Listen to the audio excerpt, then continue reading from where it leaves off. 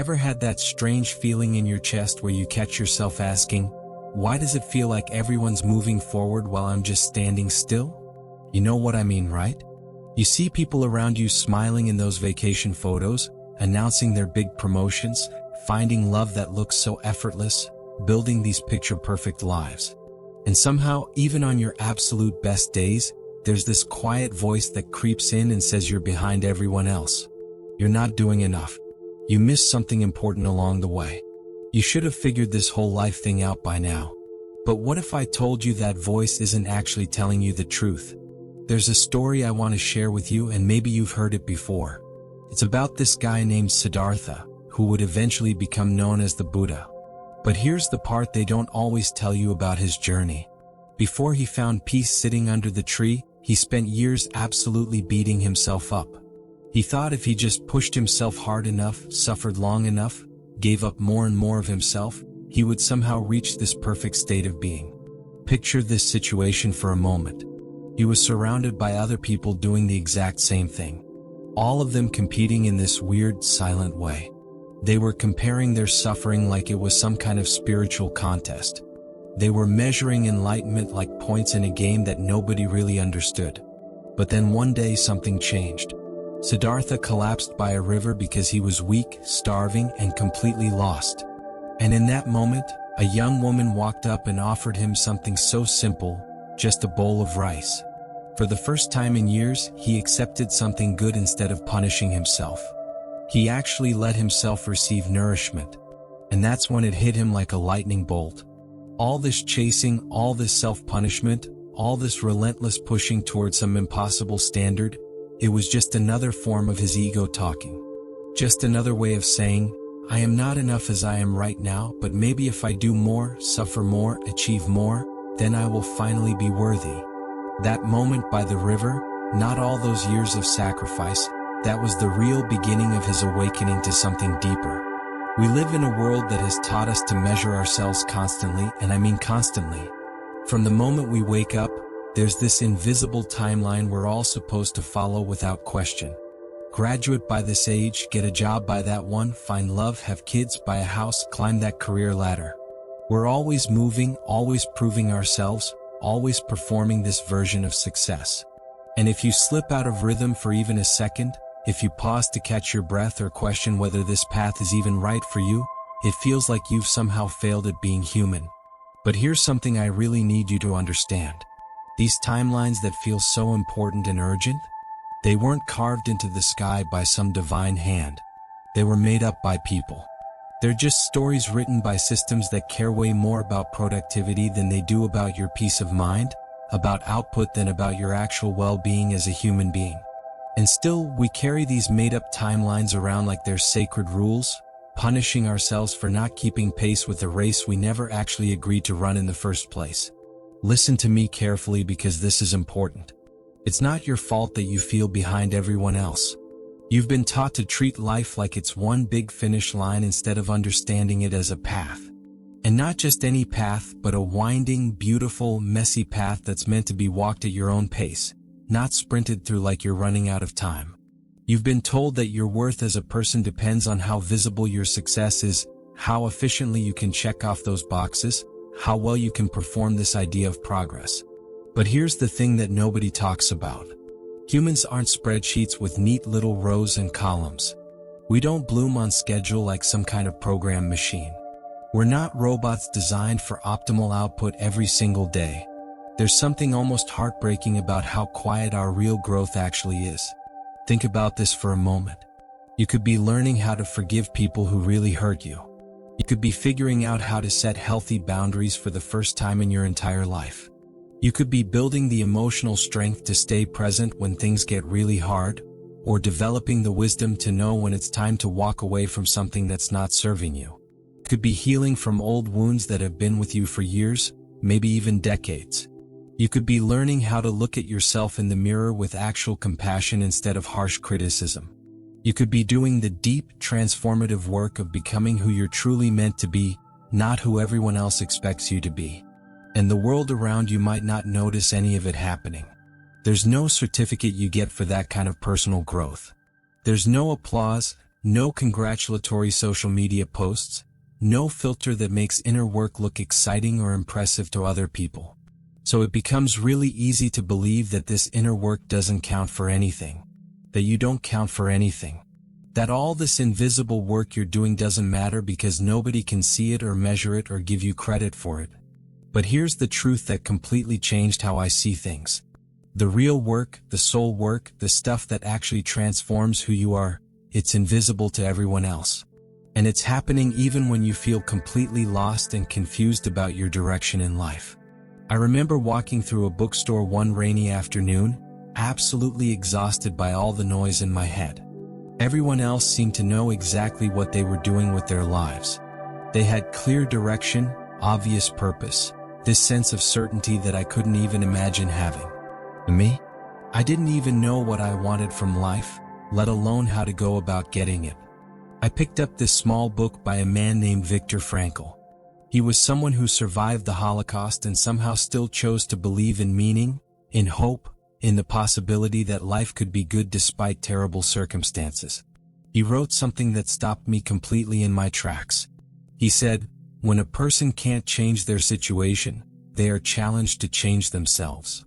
That one sentence broke something open inside me, because suddenly I could see the restless feeling I was carrying around not as proof that I was behind everyone else in life, but as a signal. It was like a quiet invitation to ask a completely different kind of question. What if the real question isn't, am I behind everyone else? What if the question that actually matters is, am I present in my own life right now? It's not about where you are compared to other people and their timelines. It's about whether you're still connected to yourself, to what actually matters to you, to what feels real and authentic. Are you breathing deeply instead of just surviving each day? Are you listening to your own voice beneath all the noise and opinions of everyone else? Are you still curious about what makes your heart feel alive, even if you haven't figured out what to do with that curiosity yet? Sometimes the people who feel the most lost, the most behind everyone else, are actually the ones who are starting to wake up to something important. Because they're no longer numbing themselves with constant busyness and endless distractions. They're starting to notice the emptiness that comes from chasing a life that doesn't actually fit who they really are deep down.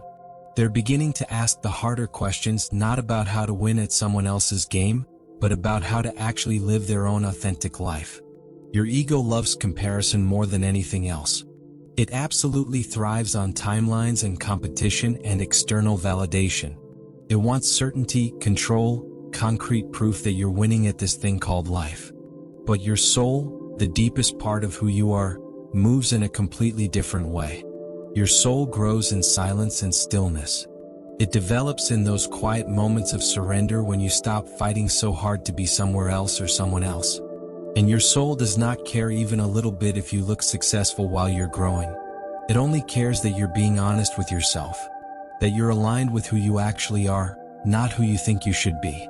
That you're fully alive and present in your own experience.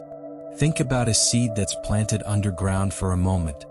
For weeks, sometimes even months, it does absolutely nothing that anyone can see.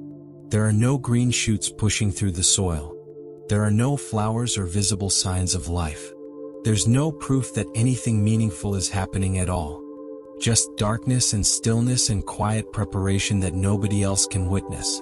And then one day, without any warning or fanfare, it cracks open and pushes through the earth. Not because it's broken or damaged, but because it's finally ready to become what it was always meant to be. That's exactly how real growth works in your life. That's how you work as a human being. But our world rarely shows us that underground part of the process. It only celebrates what blooms, what's visible, what can be photographed and shared and liked and commented on. So when you're in that dark phase, doing all that invisible work of becoming who you're meant to be, it can feel like you're failing at life. Like you're not making any real progress toward anything meaningful. But you're not failing at anything. You're growing roots that will support everything that comes after. There's this poet named Rumi who wrote something that I think about all the time. He said, "Try not to resist the changes that come your way. Instead, let life live through you." I love that idea because it reminds me how sometimes we fight so incredibly hard to look like we're winning, to appear like we have everything figured out, that we completely miss the actual beauty of where we are right now in this moment. Even our heartbreaks, our dead ends, our quiet mornings full of confusion and unanswered questions, they're all part of something sacred and meaningful. These difficult experiences shape us in ways we can't see yet. They're like the pauses before a beautiful piece of music begins, the space between the notes that actually makes the melody possible. So if you're feeling behind everyone else right now, please don't rush to fix that feeling or make it go away. Don't panic and start making a bunch of dramatic changes just to feel like you're moving in some direction. Instead, sit with that feeling for a moment. Ask it what it might be trying to teach you about yourself and your life. Maybe it's not that you're failing at being human. Maybe it's that you're shifting away from a version of life that never truly belonged to you in the first place.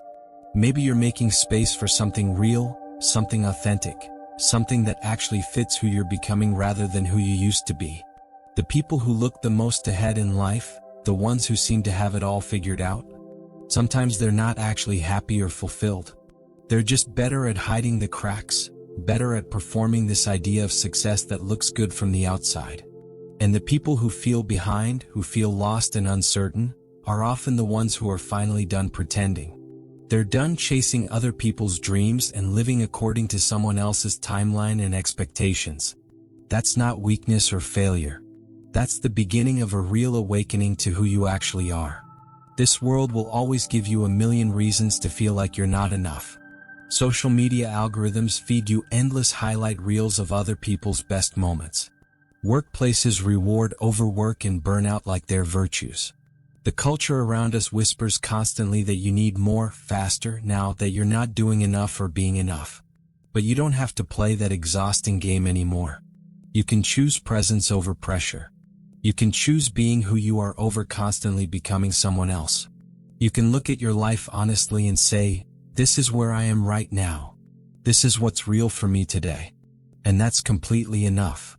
There's no expiration date on becoming who you're meant to be. There's no deadline written in stone somewhere that says you have to have your life figured out by a certain age. Some flowers bloom at dawn when the first light touches their petals. Others wait patiently for moonlight, opening up under the stars when the world is quiet and still. Neither type of flower is late or behind schedule. They're just responding to different rhythms, honoring different seasons, following different internal clocks. You're exactly the same way as those flowers. So here's what I want you to consider as your personal permission slip. Unfollow the timeline that was never really yours to begin with. Let your life unfold like a poem that's being written slowly, honestly, without performance or pretense or trying to impress anyone. You don't owe anyone a story that makes perfect sense on paper. You don't owe anyone a life that looks impressive from the outside or fits into neat categories. What you owe yourself is truth, even when it's messy. You owe yourself rest when you need it, without feeling guilty about it. You owe yourself love and compassion, especially when it's hard to find those things. You owe yourself stillness in a world that never seems to stop moving or demanding your attention. And most importantly, you owe yourself time. Time to feel whatever you're feeling without shame or judgment. Time to discover what's real and authentic for you without panic or pressure. Time to move at the speed of your own healing, your own growth, your own becoming. And when that familiar voice comes back, the one that whispers you're behind everyone else, I want you to do something different. Pause for a moment and take a deep breath. Then ask yourself this question: behind compared to what exactly? Compared to who? Compared to some story that was never actually yours to live in the first place? The answer will probably surprise you. You're exactly where you need to be in your own unique journey. Let this be your reset button whenever you need it. Come back to this truth when the world gets too loud, when the pressure feels too heavy, when you start comparing your life to everyone else's highlight reel. You are not behind anyone else. You are becoming exactly who you're meant to be. And that process of becoming doesn't need an audience cheering you on. It doesn't need applause or validation or proof that you're doing it right. It just needs your presence and your patience. It needs your willingness to trust the process, even when you can't see where it's leading you next. If this helped you feel a little less alone today, follow for more reminders that you're exactly where you need to be. And thank you for being here, for watching this video. and being brave enough to question the timelines and expectations that were never really yours to follow.